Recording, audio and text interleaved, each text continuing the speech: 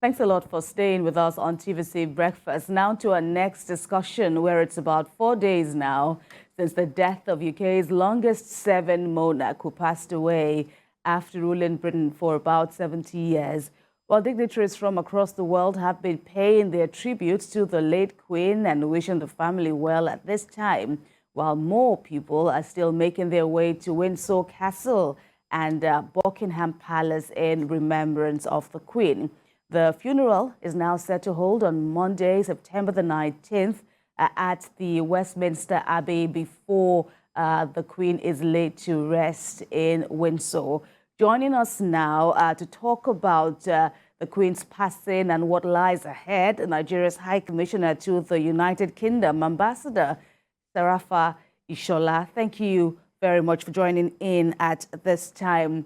About a year ago or so, you and your wife were, at the palace to present your letter of credence to the Queen. Tell us about the fond memories or what, stuck with you in your interaction with the Queen before she passed on. Good morning, viewers. Thank you for having me, TVC.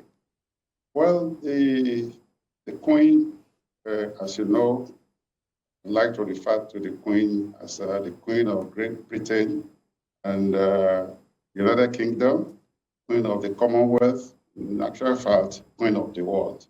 And in that context, you look at a woman who is just an epitome of womanhood in all ramifications. Within the context of sociology, we know that the behavioral pattern of any woman starts from the home. If you see the way the Queen put together that rare family in the last 70 years, quite marvelous. She was a central figure, and she was able to manage the intricacies of family rivalry, sibling rivalry, and the rest of it, up till her demise. So that is, if you are not a good mother, you cannot be a good leader.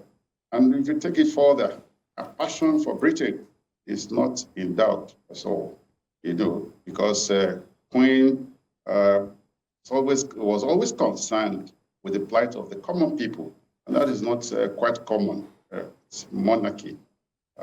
Within that context, you can say yes, she was Queen of Great Britain and Commonwealth. And now taking it further to the Commonwealth countries, you recall that since when she attained that throne in 1952, in the space of about 20 years, she facilitated independence for about 11 African countries, Nigeria, Ghana, Botswana, and others. So within that context, but for her commitment to the freedom of those countries, perhaps will still remain as colonies today. So within that context, we take her as somebody who had the interest of British Africans, if you want to call it that way.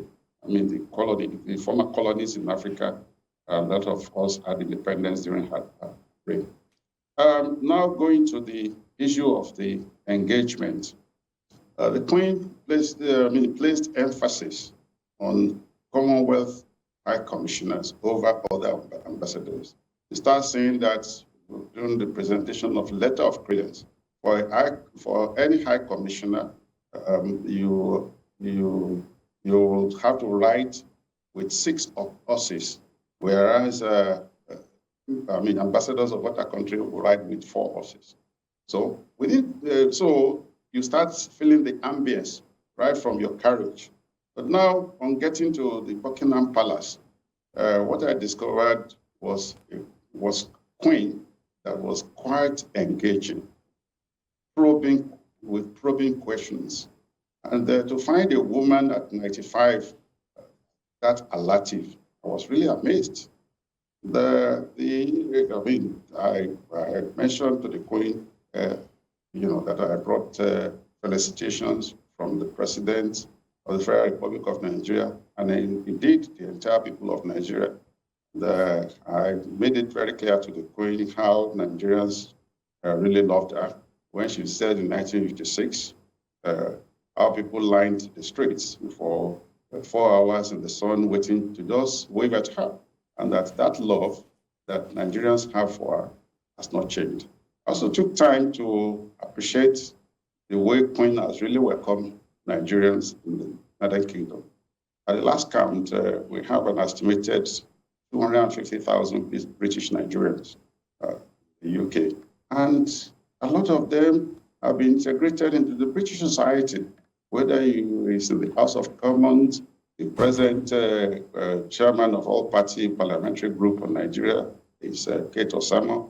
The mother is in the House of Lords. The present secretary of international trade, secretary of state for international trade is Kemi Badenoch. We also have another MP who is the chairman of all party parliamentary group on freedom of religion and belief, another Nigerian, a couple of them. And I mean, as far as Nigerian British councillors are concerned, they are all over the place. Aside from that, many Nigerians here have been honored in various respects. During our reign, we were able to have the first British, first Nigerian, indeed Black Vice Chancellor in the UK.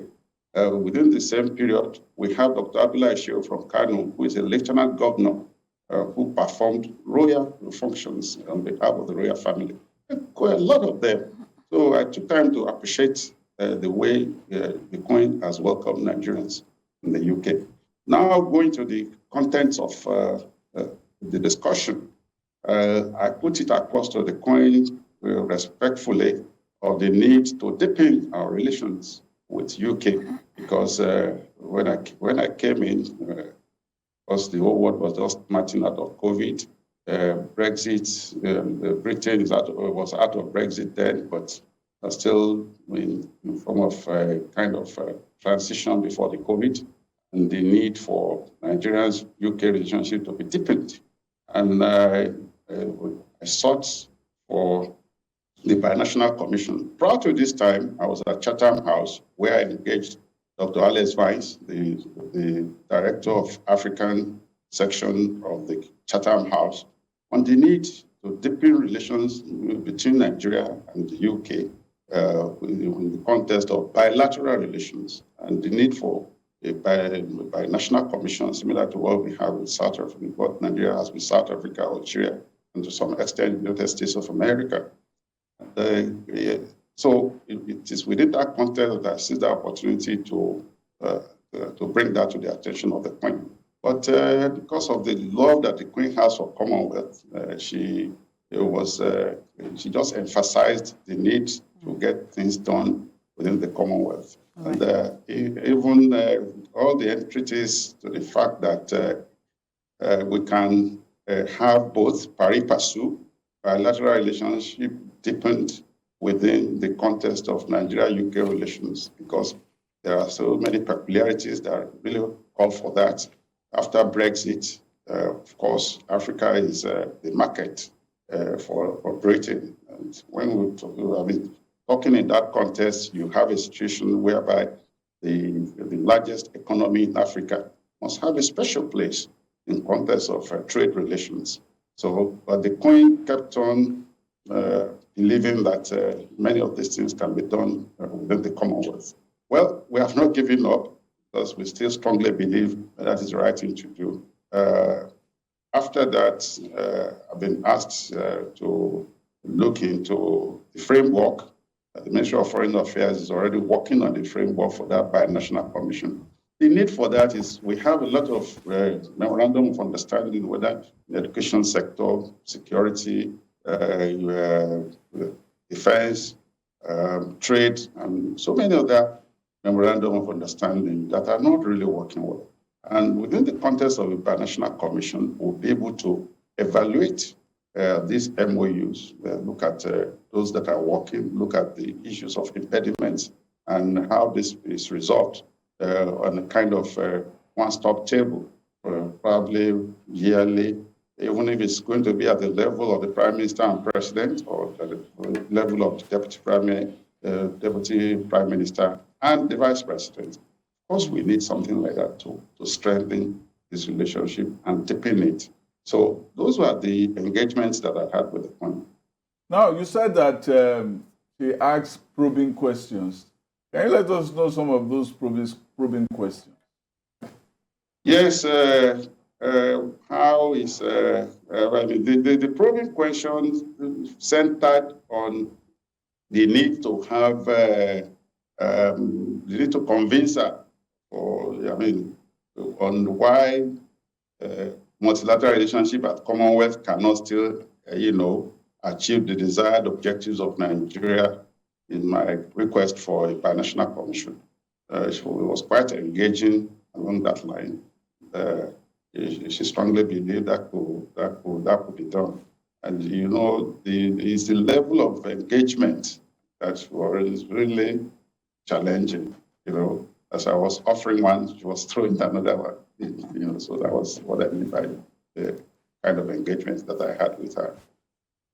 All right, it's quite interesting how you laid out, your experience in there. But talk to us, what is the ceremonial obligations of the Commonwealth nations, especially like Nigeria, in this situation where the Queen has passed on? Well, this has never happened before in the history of Nigeria, because she was even made Queen before Nigeria got her independence.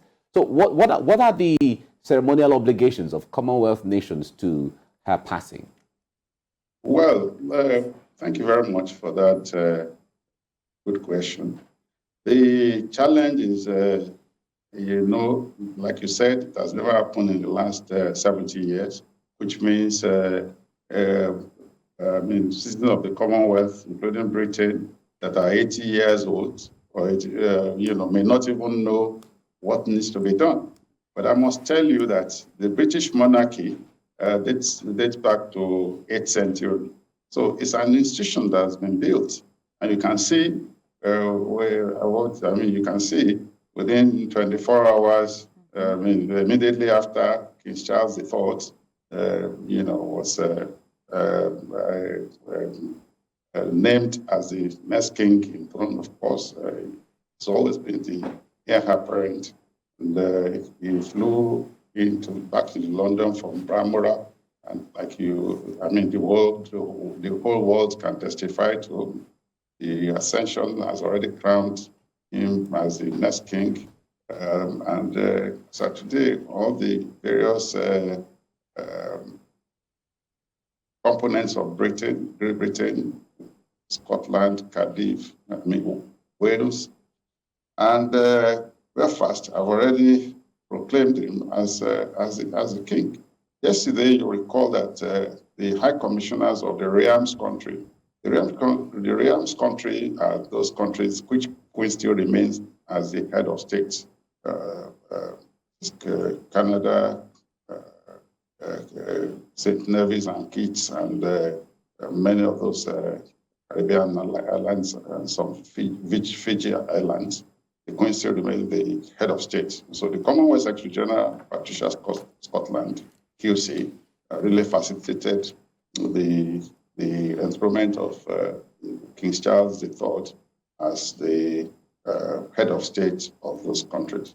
But talking generally about Nigeria now, we occupy a prominent place in Africa and also on the center stage of the world. In Commonwealth, Nigeria is well respected, and our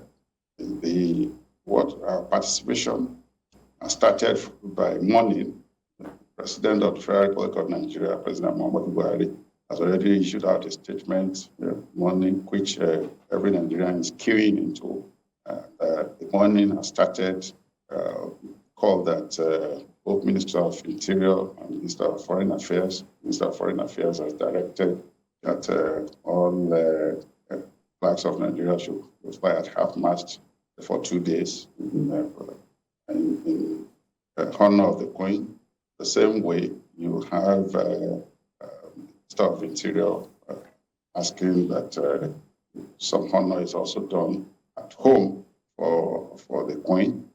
Here in the United Kingdom, the flags are both at the mission and at the official residence are both flying at half-mast.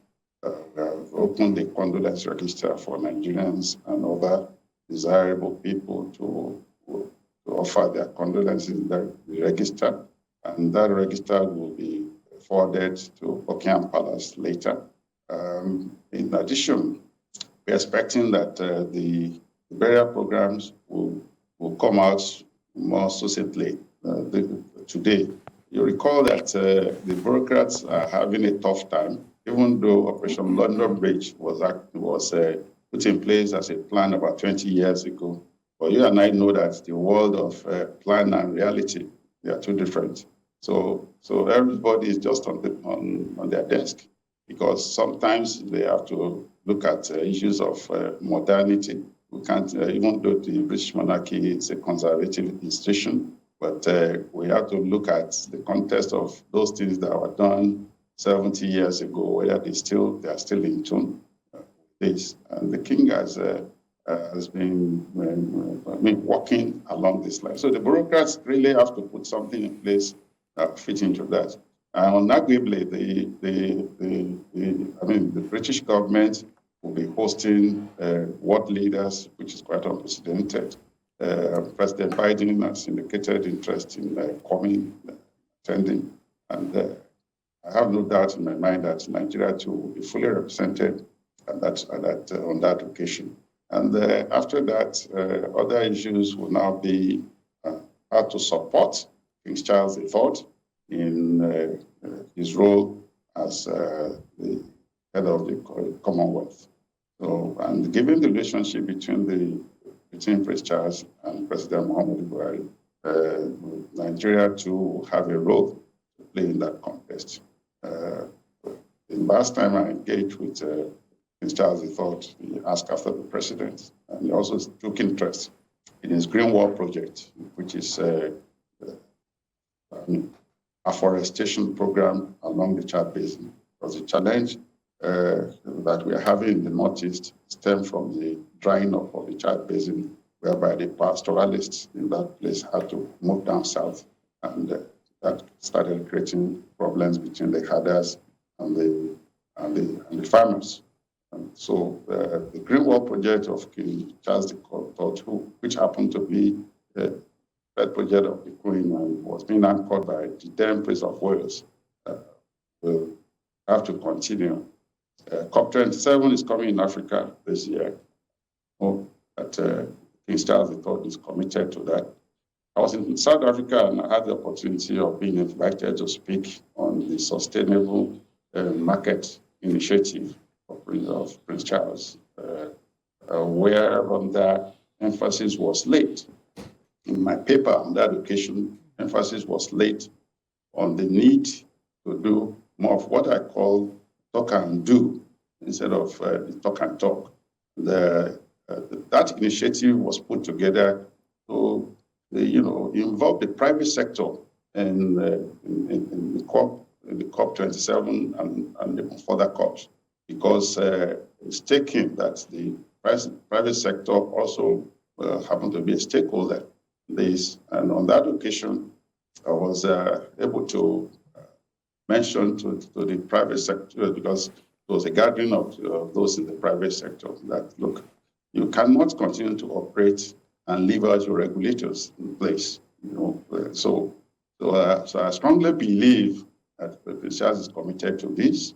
So within the context of the Green Wall project and the Sustainable Market Initiative, which will be the two anchors of King Charles III, next COP27 in Africa, in Egypt precisely, I strongly believe that Nigeria has a role to play in the context of COP26, COP27 rather, and all right. to further Ambassador strengthen Ishola, action on the express. Ambassador Ishola, her death, talking about Queen Elizabeth II's death, had also sprung not just, global commendations about her personality, but there's also been a chunk of people within Nigeria, within Africa, and even beyond, who've also reflected on, the role the Queen played, talking about the fact that she represented an era in Great Britain that dealt with slavery, with colonialism, Only a few days ago, a Nigerian professor, Anya Uju, was also speaking about the role she should have played or didn't play in the Biafran war here in Nigeria. What's your reaction to all these, comments? Well, thank you very much. If you know very well, to the memory of the Queen is receptive to criticism. But what you cannot take from her is the fact that she has done more. In the first place, for anybody to attribute slave trade to the Queen era is very unfair and wrong, because slavery ended right in the 19th century, not the 20th century when she attended the throne. That's number one. Number two, opinions. Very, very, very, very clear. As far as we are concerned in Nigeria, the Queen was instrumental to our independence. And, that I speak for Nigeria in this context. The Queen really helped many of the talks that took place in Lancaster House. That is the official headquarters of the Foreign Ministry in Britain. Those talks, some of them were deadlocked, even among leaders of Nigeria. The Queen was able to facilitate one agreement and consensus between our leaders then, facilitating our independence. And the Queen was also instrumental to us being a republic. So for that, we should rather appreciate her in that context. We are talking of Britain as a country, colonial days, things that have been done. Well, that's a different topic, but we should not take it in the context of all the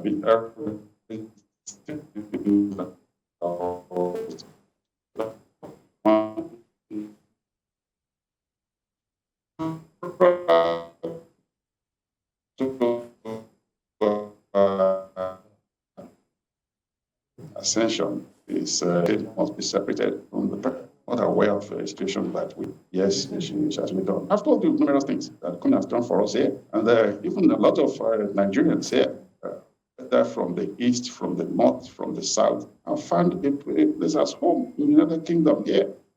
In the Buckingham Palace today, the director of community projects is from Delta State, Anatomy. Like I said, Dr. Abdullah Shehu, the lieutenant governor, gentleman medical doctor from Kano State. And I've mentioned the ministers. And if you look at even the present crop of ministers, the present Chancellor of Exchequer is Ghanaian from Africa. The Secretary of International Trade is in Nigeria. The present Foreign Secretary has Sierra Leonean background. All these are African leaders. And these were really made possible by the multicultural approach of the Queen.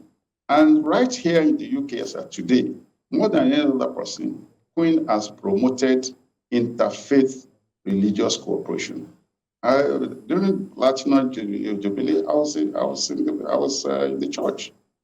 Right at Westminster Abbey, you have sheikhs, you have rabbis, you have all form of multi-religious leaders admitted into the church, showing the need to have religious cooperation and reduce conflict. So for somebody who has done this, all this, so as we are concerned in Nigeria, we strongly believe, like the president, captured in his condolence message, that the story of Nigeria will not be complete without dedicating one chapter, of course, positive chapter to the Queen. But we live in a free world, and individuals that hold opinions, opinion is free. People are heard. That is one of the things that the free world is all about. People can hold opinion, but the opinion of our country will be the aggregate of majority opinion. Of course, those who hold the minority opinions or dissent opinions are also entitled to their freedom of expression. Ambassador, I'm still following up on that issue. For me personally, it is very difficult to look at the Queen and not look at the institution of slavery, because the monarchy, even more than the British government, was also central to, getting established the African Trading Company, and they came here to raid and take our people away and killed.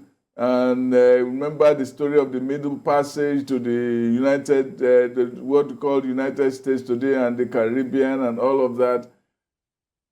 Abiola himself, MK Abiola, talked about reparations. I think that the monarchy has not done enough to engage that part of history about its iniquities against the black man.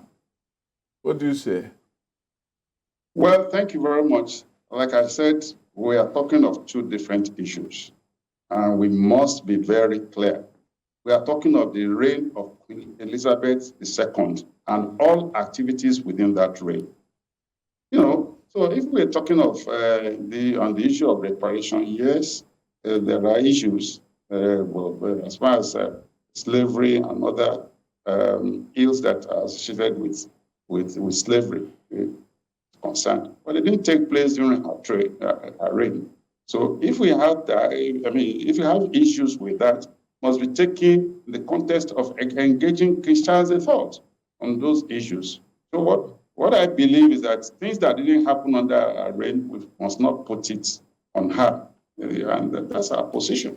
The Queen has done more for us during her reign as Nigerians than those things that we talk about. Of course, all right. We have voices right now in the British government. I've told you, as Africans, Chancellor of Exchequer, Foreign Secretary, Secretary of International Trade. Right. So that in itself are things that are actions that have been taken to bring humanity together. Whoever would have thought of this 50, 100 years ago when we were not even allowed to vote? All the right. world is evolving. Ambassador we must appreciate Ishola. this. The world is evolving. And those things that are inequities, we continue engagement on that line while acknowledging positive developments. That's the position. All right, Ambassador Ishola, we thank you very much for your contributions on TVC Breakfast this morning. Of course, Ambassador Sarafa Ishola is the Nigerian High Commissioner to the United Kingdom. We thank you once again. Thank you very much. Thank you for having me. And thank you, viewers. Thank you. Thanks again.